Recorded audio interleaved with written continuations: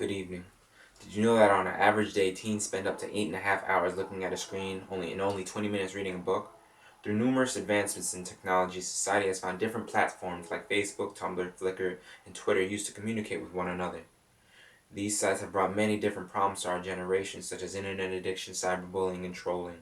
Tonight, I'm here to discuss the prevalence of social media and internet addiction, and if social media is really as social as it seems. Excuse me.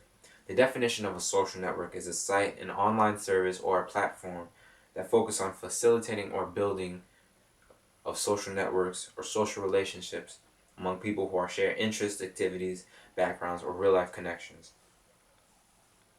Ian Collins of Techmark CEO Manchester says that the five top reasons why people network are personal reasons, business, connecting with the customers, business and networking, marketing, and entertainment. The first reason was personal. So that means people feel like they want to go on Facebook and Twitter and MySpace and all other social media networking sites because they're bored or do they want to connect with another person. The top social media networking sites as of 2012 were Pinterest, Twitter, LinkedIn, Facebook, and MySpace. Most of these sites provide numerous ways for teens to interact as well as other people and express themselves in a public and cyber setting. Now, people in Facebook and MySpace, those have a particular demographic that use them. Two demographics use them for different purposes. 40-year-olds and over use them to connect with long-term friends that they haven't seen since high school. But people my age, like 18 to 25, they go on Facebook and MySpace not to just meet up with friends or talk to friends that they haven't seen in years, but they want to feel like they're a part of something. They want to connect with other people and they want attention from other people. And that's not necessarily always a good thing. Social networking puts pressure on teens. According to scientists at the National Center of Addiction and Substance Abuse at Columbia University, 2,000 children were surveyed from the ages of 12 to 17, and researchers found that 40% of those who spent any time on social networking sites were 5 times more likely to smoke than those who didn't visit them because they felt peer pressure from viewing pictures of their friends drinking and smoking from sites like Facebook and MySpace, meaning that people who didn't really go on Facebook or MySpace or social networking sites at all, they weren't really inclined to smoke or to drink or to partake in any of those types of events. Rather than people who did go on, they always seen their friends having a good time smoking and partying and drinking, and they felt like they wanted to be a part of that.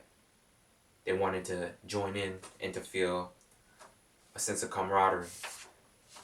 Social media networking sites are also the breeding grounds for new ways to get internet famous by making viral videos of an outrageous situations, such as videos with sexually or violently explicit content. Now, a couple months ago, I saw on the news that a teenage girl from Staten Island, she committed suicide by jumping in front of a train because she was being bullied by people at her high school and online cyberbullying. People were taking her business and putting it out where everybody else could see, and she was being targeted for that, and it just kept going and going and going until finally she reached a place that she couldn't see any hope, and she decided to commit suicide in front of her friends at that on a train station after school. It was sad. According to Help Guide, there are many different types of internet addiction as well as internet abuse. Things like cybersex addiction, which is the compulsive use of internet pornography, adult chat rooms, or adult fantasy roleplay sites, impacting negatively on real-life intimate relationships. Cyber relationship addiction, addiction to social networking, chat rooms, and messaging to the point where virtual online friends become more important than real-life relationships with family and friends, which has been the cause of many adolescents' suicides at that.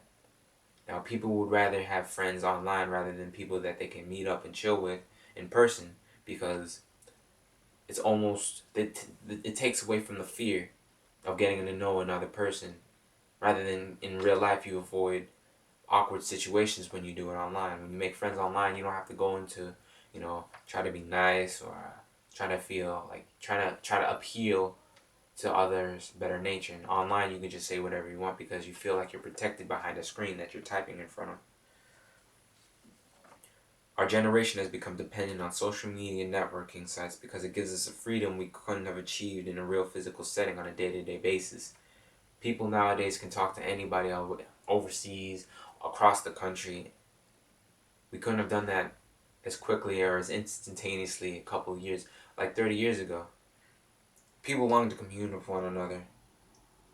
Social media provides that service because it's a platform for people to get to know one another, to voice their opinions, but it has also become a means to an end. People use this to now hurt people or to degrade themselves in hopes of getting attention from people that they barely even know. Nowadays, people would rather get famous, quote unquote, for fighting somebody, for hitting a male hitting a female, for doing outrageous sexual acts behind a school and taping it. It's almost like they strive to be derogatory toward themselves and to their generation.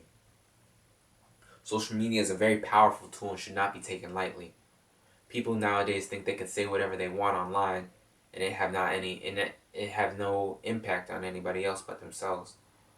People need to realize that this is a very powerful thing we've discovered and invented, and we should use it to our advantage, not to demean others, but to uplift ourselves, understand each other, and to better our world. Thank you.